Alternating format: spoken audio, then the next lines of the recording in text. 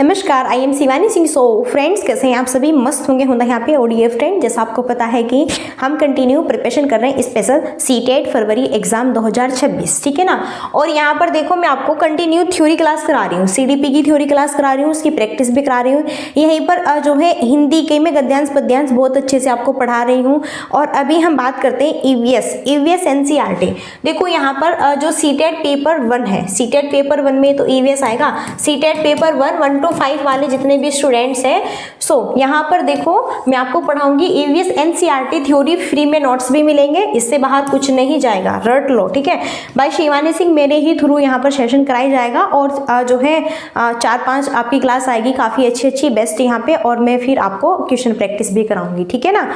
अब आपके लिए गुड न्यूज़ है, देखो मैंने कहा फ्री में नोट्स भी मिलेंगे। अगर आपको यहाँ पर ये पीडीएफ चाहिए होगी तो क्या करना है, देखो ये यहाँ पे व्हाट्सअप नंबर है 7505890761। तो आप इसे यहाँ पे ज्वाइन कर सकते हैं और मुझे मैसेज कर देना, मैं आपको ग्रुप में ऐड कर दूंगी, ठीक है ना। बाकी आपके ऊपर डिपेंड है, आपको ज्वाइन होना है नहीं होना है वो आपके ऊपर डिपेंड है, ठीक है ना। सो चलिए फिर स्टार्ट करते हैं आपका बिना टाइम वेस्ट किए। और आज हम करने वाले हैं ईवीएस एनसीईआरटी। और यहाँ से अगर हम बात करें, जी हाँ, यहाँ से क्वेश्चंस आपका एग्जाम्स में आपको बिल्कुल अवश्य देखने को मिलेगा। ओके, चलिए तो सबसे पहले देखो हम बात करते हैं। 1 मिनट, ऐसा फील हो रहा है कि यहाँ पर ब्राइटनेस कुछ ज़्यादा ही हो रखी है, ब्राइटनेस कम होनी चाहिए जिससे कि क्लियर आपको दिखे, ठीक है। चलो तो यहाँ पर हम सबसे पहले चर्चा करेंगे red data book. Red data book यानी विश्व संरक्षण संघ, वर्ल्ड यहाँ पर conservation union, red data book देखो लाल किताब, जिसे पूर्व में अंतरराष्ट्रीय प्राकृतिक एवं प्राकृतिक संपदा संरक्षण संघ के नाम से भी जाना जाता था। पहला तो क्वेश्चन यहाँ से ये बन सकता है, यानी कि IUCN कि रेड डाटा बुक का दूसरा नाम क्या था, या फिर पहले से और किस नाम से जानते थे।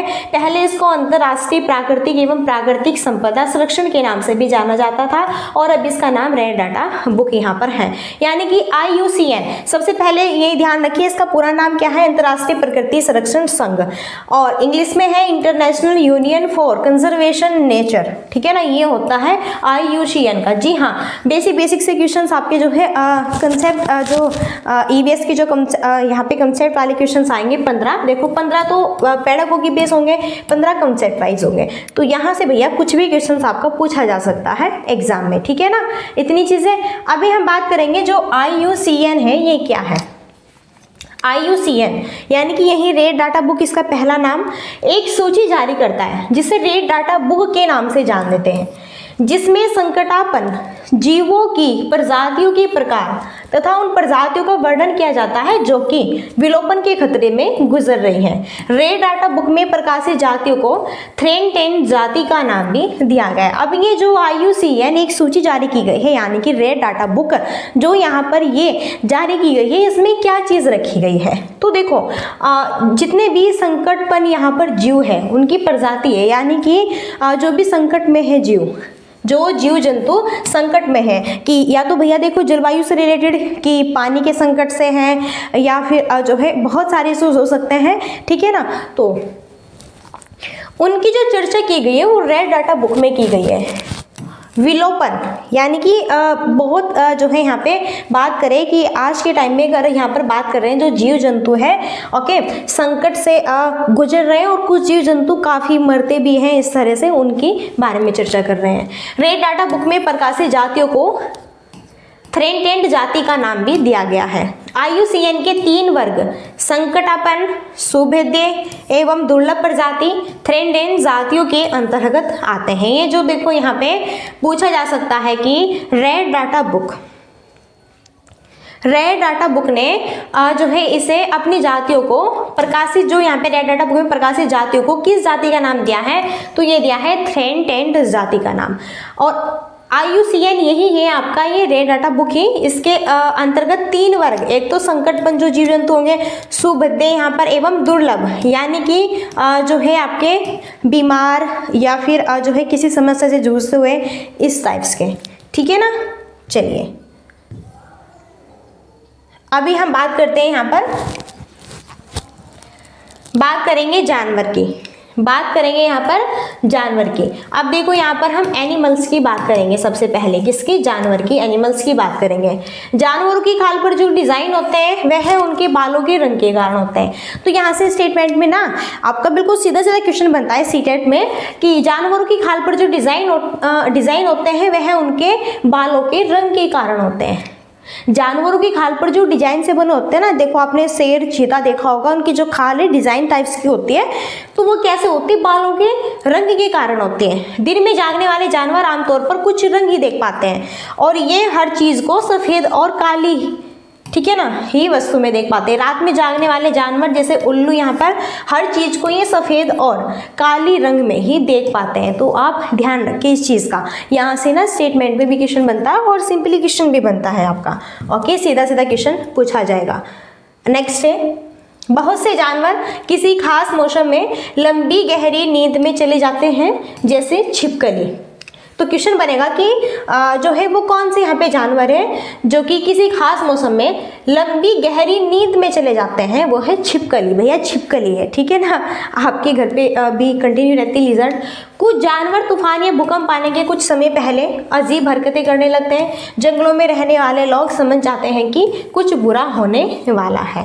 देखो, कुछ जानवर तूफान या भूकंप आने के समय पहले ही अजीब हरकतें करने लगते हैं। जंगलों में रहने वाले लोग समझ जाते हैं कि कुछ बुरा होने वाला है। कुछ जानवर ऐसे होते हैं पहले ही संकेत सा फील हो जाता है कि हाँ भैया प्रकृति जो है कुछ ना कुछ नुकसान यहाँ पे अवश्य ढाएगी, तो वो पहले ही जो है अजीब अजीब हरकत करने लगते हैं। तो फिर जो वहाँ पे आदमी होते हैं वो इस चीज को समझ जाते हैं कि हाँ भैया कुछ न कुछ यहाँ पर नेचुरल जो घटनाएं हैं वो घटित होने वाली, चलो यहाँ से, ठीक है। जानवरों में भी देखने, सुनने और महसूस करने की शक्ति होती है। बिल्कुल होती है जानवरों में सुनने की। अब देखो, अगर डॉगी है, आपके घर पे डॉगी आया हुआ है, ठीक है ना, और आप उसे बोलोगे चलो यहाँ से जाओ, निकलो यहाँ से, तो उसे सुन रहा है, बिल्कुल सुन रहा है उसे, और वो देख भी पा रहा है कि आप उसको जो है बिस्टिक लगाने वाले हैं, ठीक है ना, तो ये सारी चीजें देख रहा है, तो फील भी करता है, सुनता भी है। नेक्स्ट, वैज्ञानिकों का मानना है कि कई जानवरों की अपनी पूरी भाषा भी होती है।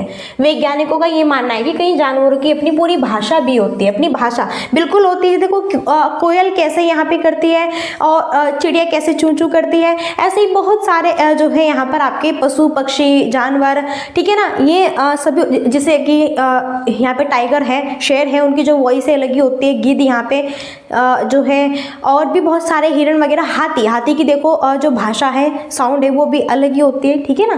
जिन जानवरों के बाहरी कान में शरीर पर बाल नहीं होते हैं वे अंडे देते हैं, और जिन जानवरों के बाहरी कान में शरीर पर बाल होते हैं वे बच्चे देते हैं। देखो जिन जानवरों के बाहरी कान, देखो जिन जानवरों के बाहर कान होते हैं और क्या होते हैं, बाल होते हैं। जिन जानवरों के बाहर कान होते हैं और बाल होते हैं, जैसे यहाँ पे हम शेर की, चीते की बात करें, या फिर यहाँ पर गाय भैंस उनकी बात करते हैं, गाय, ठीक है ना, उनके कान बाहर होते हैं, और यहीं पर अगर हम बात करें उनके बाल भी बाहर ही होते हैं, ठीक है, तो वे क्या देते हैं, बच्चे देते हैं।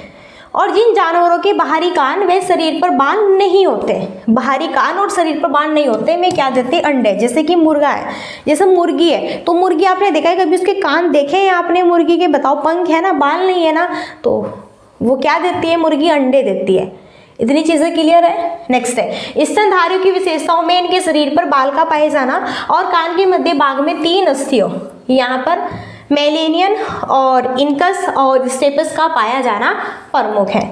यदि कुछ प्रजातियों को छोड़ दें तो लगभग सभी स्तनधारी वर्ग के जंतु बच्चे देते हैं, तथा जिन जानवरों में यह नहीं पाए जाते वे आपके अंडे देते हैं। अभी मैंने बताया है जिनके बाहरी कान और यहाँ पर बाल होते हैं वो बच्चे देते हैं, और जिनके बाहरी कान नहीं होते हैं और जिनके शरीर पर बाल नहीं होते हैं वो अंडे देते हैं। इतनी चीज़ें क्लियर है नॉर्मली, ठीक है ना। चलिए यहाँ से ना सीधा सीधा क्वेश्चन बनेगा। चलो अभी हमने जानवर के बारे में बात करी, अब हम एक एक पॉइंट से बात करेंगे यहाँ पर। जैसे कि स्लॉथ है आपका, जैसे स्लॉथ है, सांप है, और बहुत सारे यहाँ पे चिड़िया वगैरह, इन सब के बारे में चर्चा करेंगे। देखो स्लॉथ के बारे में हम चर्चा करेंगे। यहाँ से ना स्लॉथ के बारे में सीटेट से स्टेटमेंट वाला क्वेश्चन आता है कि चर्चा कीजिए, स्लॉथ के बारे में चर्चा कीजिए, नीचे दिए गए कथन को जो है स्पष्ट रूप से सही यहाँ पर बताइए। स्लोथ दिखने में भालू की तरह होते हैं पर ये भालू से अलग होते हैं। पहला तो स्टेटमेंट ये ध्यान रखिए, स्लोथ, पहला स्टेटमेंट ये ध्यान रखिए, स्लोथ कैसे होते हैं ना, दिखने में बिल्कुल भालू की तरह होते हैं लेकिन भालू नहीं होते हैं, ये स्टेटमेंट याद ध्यान रखें। सेकंड यहाँ पे स्टेटमेंट है, ये दिन में करीब 17 घंटे पेड़ों से उल्टे लटक कर आराम से सोते हैं। यहाँ से स्टेटमेंट में क्वेश्चन बनेगा कि स्लोथ क्या ये 17 घंटे पेड़ों से उल्टे लटक कर आराम से सोते हैं, तो स्टेटमेंट में 17 की जगह 18 दिया होगा या फिर 15 दिया होगा या फिर 12 दिया होगा, तो वो गलत होगा। ध्यान रखो, रट लो 17 घंटे भैया, 17 घंटे पेड़ों से उल्टे लटक कर आराम से सोते हैं कौन, स्लोथ। 40 वर्ष के अपने जीवन में ये सिर्फ 8 पेड़ों पर ही घूमते हैं, ये भी ध्यान रखें। देखो 40 वर्ष के लगभग 40 साल तक ये रहते हैं, 40 साल के अपने जीवन में ये सिर्फ 8 पेड़ों पर घूमते हैं, तो ये भी स्टेटमेंट में क्वेश्चन बनेगा। स्लोथ अपने 40 वर्ष के पूरे जीवन में कितने पेड़ों पर घूमते हैं, सिर्फ और सिर्फ 8 पेड़ों पर घूमते हैं, ध्यान रखें। स्लोथ के बारे में बात कर रहे हैं, ये सप्ताह में एक बार ही सोच के लिए पेड़ से नीचे उतरते हैं, जिस पेड़ पर रहते हैं उसी के पत्ते खाकर अपना पेट भरते हैं। क्या बात है, देखो ये सप्ताह में सिर्फ और सिर्फ भैया, ये तो भैया देखो तो स्लोथ देखो भैया क्या ही कहे, बस ये तो बहुत आलस्य वाला यहाँ पर, ठीक है ना, जानवर है।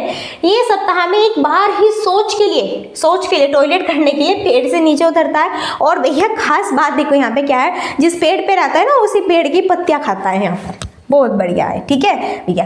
स्लोथ तो बहुत ही गजब का इंसान है, सॉरी गजब का जानवर है, मस्त यहाँ पे, ठीक है ना। चलो तो देखो पढ़ने से ना हमें अलग अलग यहाँ पे चीज़ों का पता चलता है, बहुत ही अच्छी। अब हम पढ़ेंगे बाघ के बारे में, और बाघ से भी जो है सीटेट में स्टेटमेंट वाला क्वेश्चन बनता है बहुत ही गजब तरीके से। सारे स्टेटमेंट देखेंगे अच्छे से। बाघ अंधेरे में हमसे 6 गुना बेहतर देख सकता है। पहला तो क्वेश्चन यही बनेगा कि हमसे मानव से 6 गुना अधिक यहाँ पर कौन देख सकता है, वो है बाघ। यहाँ पर बाघ की मूछें हवा में हुए कंपन को भांप लेती है, जिससे उसे शिकार की सही स्थिति का पता चल जाता है और इससे वो अंधेरे में रास्ता ढूंढ लेता है। यहाँ से इस तरह क्वेश्चन बनता है कि ये बताना है कौन अपनी मूंछों की हवा में हुए कंपन को भांप लेता है, जिससे उसके शिकार की सही स्थिति का पता चल जाता है और इससे वो अंधेरे में रास्ता ढूंढ लेता है। वो कौन है, वो है भैया बाघ। यहाँ पे बड़ा ही खतरनाक डेंजर सा होता है ना वो, ठीक है। तो अपनी क्या है ना, मूंछों की हवा में, मूंछ जो होते हैं ना मूंछे, ठीक है, उसकी हवा में हुए अगर मूंछ की हवा में अगर मूंछ में हवा लगे ना, तो भैया उसके कंपन से पहचान ले ऐसे नहीं कि हाँ मेरा शिकार उधर है, तुरंत से जाएगा, रास्ता ढूंढ लेता है, तुरंत से उसे यहाँ पर जो है अपने अंदर, ठीक है ना। बाघ अपने इलाके में मूत्र करके अपनी गंध छोड़ता है, दूसरा बाघ इस गंध को तुरंत पहचान लेता है। देखो बाघ अपने इलाके में क्या टॉयलेट जहां पर करता है ना, तो ये अपनी गंध को छोड़ देता है और दूसरा जो बाघ आएगा ना उसे पहचान लेगा। अच्छा भैया ये तो हमारी कैटेगरी का था यहाँ पर, बहुत बढ़िया है, ठीक है। चलिए बात करते हैं, बाघ मौके के अनुसार अपनी आवाज बदलता है। देखो भैया बाघ ना आवाज भी बदलता है, क्या बात है। देखो इंसान तो कहते हैं इंसान गिरगिट होते हैं, रंग बदलते हैं, लेकिन यहाँ पर देखो जानवरों को भी बाघ यहाँ पर अपनी आवाज बदलता रहता है। बाघ का गुर्राना 3 किलोमीटर दूर तक सुना जा सकता है। यहाँ से क्वेश्चन बनता है स्टेटमेंट में कि बाघ का गुर्राना कितने किलोमीटर दूर तक सुना जा सकता है, 3। बाघ के दोनों कान बाहर की आवाज इकट्ठा करने के लिए अलग अलग दिशाओं में बहुत ज़्यादा घूम भी जाते हैं। यहाँ पर बाघ के दोनों कान बाहर की आवाज़, देखो बाघ के जो दोनों कान होते हैं ना, बाहर की आवाज़ इकट्ठा करने के लिए, बाहर की आवाज़ को सुनने के लिए क्या अलग अलग दिशाओं में बहुत ज़्यादा घूम भी जाते हैं। तो ये देखो कितने बेहतरीन स्टेटमेंट है, गजब के। यहाँ पे बाघ हवा से पत्तों के हिलने और शिकार की झाड़ियों में हिलने से हुई आवाज़ के अंतर को भी तुरंत भांप लेता है। देखो बाघ हवा से, अगर हवा से पत्ते हिल रहे हैं तो भी शिकार की झाड़ियों में हिलने से भी उस आवाज़ को पहचान लेता है और तुरंत उन्हें पकड़ के खा जाता है, बस, ठीक है ना। तो स्लोथ के बारे में चर्चा की, जानवर के बारे में चर्चा की और बाघ के बारे में चर्चा की। देन अब करने वाले हैं हम यहाँ पर हाथी के बारे में। और हाथी मेरा साथी, सीटेट का साथी है हाथी। हाथी सीटेट का क्या है भैया जी, साथी है। और यहाँ से स्टेटमेंट में भी और ओनली आपका जो है वैसे ऑप्शन से बेस भी क्वेश्चन यहाँ से बनता है सीटेट के एग्जाम में। फटाफट इसको रीड कर लीजिए, फटाफट। यहाँ पे हाथी को पानी और कीचड़ में खेलना बहुत पसंद है, इससे उसके शरीर को ठंडक मिलती है। पहला तो यही यहाँ पे स्टेटमेंट बनेगा कि हाथी को पानी और कीचड़ में खेलना पसंद है, इससे उसके शरीर को क्या मिलती है? ठंडक। कौन? हाथी। हाथी के कान पंखे जैसे होते हैं। गर्मी लगने पर हाथी अपने कान हिलाकर हवा करता है। देखो हाथी के जो कान होते हैं, आपने देखा ना कितने बड़े बड़े कान होते हैं पंख की तरह। क्यों होते हैं? क्योंकि वो उससे अगर उसे गर्मी लग रही है ना तो उससे ऐसे हिला करके वो हवा करता है खुद को। देखो इंसान, देखो भैया यहाँ पे भगवान ने, ईश्वर ने किस तरह से सारी चीज़ों को बनाया हुआ है जिससे कि वो अपनी देख रेख, अपनी सुरक्षा सारी चीज़ें कर सके। ओके, क्लियर है ना। 3 महीने का हाथी 200 किलोग्राम वजन का होता है। यहाँ से भी स्टेटमेंट में क्वेश्चन बनता है कि 3 महीने का हाथी का जो यहाँ पे वजन होता है कितना होता है? 200 किलोग्राम होता है। ध्यान रखिए, ठीक है।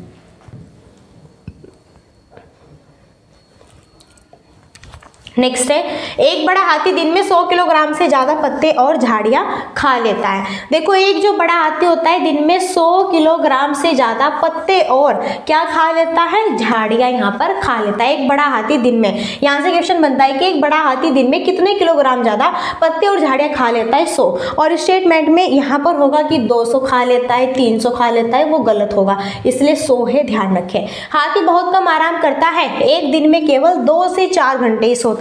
यहाँ से भी स्टेटमेंट में बार बार सीटेट में क्वेश्चन बनता है कि हाथी बहुत कम आराम करना पसंद करता है और ये एक दिन में केवल और केवल, देखो यहाँ पे 2 से 4 घंटे, वहां पर दिया होगा 6 से 8 घंटे तक सोता है, तो ये गलत होगा। हाथी परेशानी आने पर एक दूसरे की मदद भी करते हैं। इस झुंड में 10 या 12 हथनियां और बाकी बच्चे होते हैं। तो देखो एक झुंड होता है, उसमें यहाँ से क्वेश्चन बनता है कि कितनी हथनियां और बाकी बच्चे होते हैं। देखो झुंड में ना हाथी नहीं होते, हथनी होती है और उनके बच्चे होते हैं, हाथी नहीं होते झुंड में। तो 10 या फिर 12, बस 10 या 12 हथनी और बाकी बच्चे होते हैं। किसमें? झुंड में। ओके, झुंड की सबसे बुजुर्ग जो हथनी होती है पूरे झुंड की नेता होते हैं, लीडर। आप क्या सोच रहे हैं कि हमारे यहीं पे लीडर होते हैं, नेता होते हैं, प्राइम मिनिस्टर होते हैं, चीफ मिनिस्टर होते हैं? देखो भैया इनकी दुनिया में भी लीडर होते हैं, ठीक है ना। इस झुंड में 10 या 12 हथनी और बाकी बच्चे होते हैं। 14 से 15 साल तक हाथी इस झुंड में रहता है, फिर वह झुंड छोड़कर चला जाता है। तो लगभग कितने साल तक हाथी इस झुंड में रहते हैं? 14 से 15 साल तक। 14 से 15 साल तक हाथी इस झुंड में रहता है, फिर वह झुंड छोड़कर चला जाता है, ठीक है ना। चलिए अब हम बात करेंगे लंगूर। किसकी बात करने वाले हैं भैया जी? लंगूर की बात करने वाले हैं यहाँ पर। जंगल में ऊंचे पेड़ पर बैठा लंगूर अपने पास आती मुसीबत को देखकर एक खास आवाज निकालकर अपने साथियों को संदेश देता है और उन्हें चौकन्ना करता है। अब हम बात करेंगे मगरमच्छ। मगरमच्छ के छोटे छेद जैसे कान होते हैं लेकिन आसानी से दिखाई नहीं देते हैं। देखो यहाँ से इस तरह क्वेश्चन बनता है, लंगूर है कि जंगल में ऊंचे पेड़ पर बैठा लंगूर अपने पास आती मुसीबत को देखकर एक खास आवाज निकालकर अपने साथियों को संदेश देता है और उन्हें चौकन्ना करता है। वो कौन है? लंगूर। तो यहाँ से ऐसे क्वेश्चन बनेगा कि जंगल में ऊंचे पेड़ पर बैठकर अपने पास आती मुसीबत को देखकर एक खास आवाज निकालकर अपने साथियों को संदेश देता है और उन्हें चौकन्ना करता है। वो कौन है? वो है यहाँ पर कौन? लंगूर। कौन है भैया जी? लंगूर। ध्यान रखें। अब बात कर रहे हैं मगरमच्छ। मगरमच्छ के छोटे छेद जैसे कान होते हैं लेकिन आसानी से दिखाई नहीं देते हैं। मगरमच्छ के ना भैया कान भी होते हैं। अब हम क्यों देखें, हमें थोड़ा ही ना जो है मगरमच्छ भैया हमें निकल जाएगा, ठीक है। तो मगरमच्छ के क्या होते हैं? छोटे छेद जैसे कान होते हैं। इस चीज को भी ध्यान रखें, ठीक है। अभी यहाँ पे छिपकली है, मछलियाँ है, डॉल्फिन है और गिलहरी। यहाँ पर छिपकली, मछलियाँ, डॉल्फिन और गिलहरी। देखो छिपकली के भी छोटे छेद जैसे कान होते हैं। तो यहाँ से क्वेश्चन बनता है कि छिपकली के छोटे छेद जैसे कान होते हैं। जी हाँ। मछलियाँ खतरों की चेतावनी एक दूसरे को बिजली तरंगों से देती है। डॉल्फिन भी अलग अलग तरह की आवाज़ निकालती है और एक दूसरे से बात करती है। देखो जो डॉल्फिन होती है, डॉल्फिन भी अलग अलग तरह की आवाज़ निकालती है और एक दूसरे से बात करते हैं। गिलहरी के दांत हमेशा बढ़ते रहते हैं। दांतों से काटने और कुतरने के कारण इनके दांत घिस जाते हैं। देखो जो गिलहरी होती है, गिलहरी यहाँ से क्वेश्चन बनता है कि दांतों से काटने और कुतरने के कारण इनके दांत घिस जाते हैं और गिलहरी के दांत हमेशा बढ़ते रहते हैं। किसके दांत हमेशा बढ़ते रहते हैं? गिलहरी। सीटेट में बार बार यहाँ से क्वेश्चन बनता है, सो प्लीज़ आप इसे ध्यान रखें, ठीक है। जी हाँ, सीटेट में यहाँ से बार बार क्वेश्चन बनता है, इस चीज़ को ध्यान रखें। गिलहरी से इस तरह क्वेश्चन बनेगा आपका, ठीक है ना। चलिए अब यहाँ पर देखो, देख लेते हैं कितना सारा है भी। देखो अभी यहाँ पे ये जो क्लास है ये हम सेकंड पार्ट्स में करेंगे। ओके, ओनली आज हम जो है पढ़ने वाले हैं, देखो आज हम पढ़ने वाले छिपकली, मछलियाँ, डॉल्फिन, गिलहरी, सिर्फ और सिर्फ बस यहाँ पे हम बिल्ली और गाय के बारे में चर्चा करने वाले। बाकी की चर्चा हम कल के सेशन में करेंगे, ठीक है ना। बाकी की चर्चा हम कल के सेशन में करेंगे पार्ट सेकंड में। बिल्ली के दांत नुकीले होते हैं जो मांस को फाड़ने और काटने के काम आते हैं। बिल्ली के दांत, देखो दांत बिल्ली के नुकीले होते हैं भैया। जो है आप कभी अपने घर पे जो है मांस वास से फिर कुछ भी लेके आए, ठीक है ना, आप जो है भैया जो देखो मांसाहारी होते हैं वो जो है यहाँ पे आप जो भी खाते होते हैं, ठीक है। तो अगर आप यहाँ पर कहीं पर भी खुले में रख दोगे तो बिल्ली तुरंत से झपटा मार लेगी और तुमसे पहले खुद खा जाएगी। गाय के आगे के दांत पत्तों को काटने के लिए होते हैं। देखो गाय के जो आगे के दांत होते हैं पत्तों को काटने के लिए होते हैं और पीछे के दांत चपटे और बड़े होते हैं जो कि घास चबाने के लिए होते हैं। क्या? घास चबाने के लिए। तो गाय के आगे के दांत क्या, गाय के जो आगे के दांत होते हैं वो किसको काटने के लिए होते हैं? यहाँ से क्वेश्चन बनता है कि गाय के आगे के दांत किसको काटने के लिए होते हैं? पत्तों को काटने के लिए होते हैं। और पीछे के दांत चपटे और बड़े होते हैं, वो होते हैं घास चबाने के लिए। वो क्या होते हैं? घास चबाने के लिए, ठीक है ना। चलो तो बाकी का हम पढ़ने वाले हैं कल के सेशन में। ये पार्ट हमारा फर्स्ट था और आज के सेशन में सबसे पहले तो हमने बात की रेड डाटा बुक और इसका नाम यहाँ पे अंतर्राष्ट्रीय प्राकृतिक एवं प्राकृतिक संपदा संरक्षण भी है, यानी कि IUCN। मैंने इसकी पूरी फुल फॉर्म भी आपको बताई। रेड डाटा बुक में हम उन जीव जंतु को रखते हैं जो संकटग्रस्त होते हैं यहाँ पर, ठीक है ना। ये सारी चीज़ें हमने यहाँ पर क्लियर की। फिर मैंने जानवर के बारे में बताया। फिर यहाँ पर जो है हमने बाय वन कर करके एक एक चीज़ें पढ़ी। स्लॉथ के बारे में पढ़ा, ओके। फिर हमने बाघ के बारे में पढ़ा और यहीं पर हमने हाथी के बारे में पढ़ा और यहीं पर हमने लंगूर, छिपकली, मछलियाँ, डॉल्फिन, गिलहरी, इन सब के बारे में, ठीक है ना। सो चलिए फ्रेंड्स, अब यहीं पर हम अपनी वाणी को देते हैं विराम और हम मिलते हैं नेक्स्ट सेशन में। और तब तक के लिए so thanks for watching, keep study and bye bye, take care. जय हिंद, जय भारत, नमस्कार।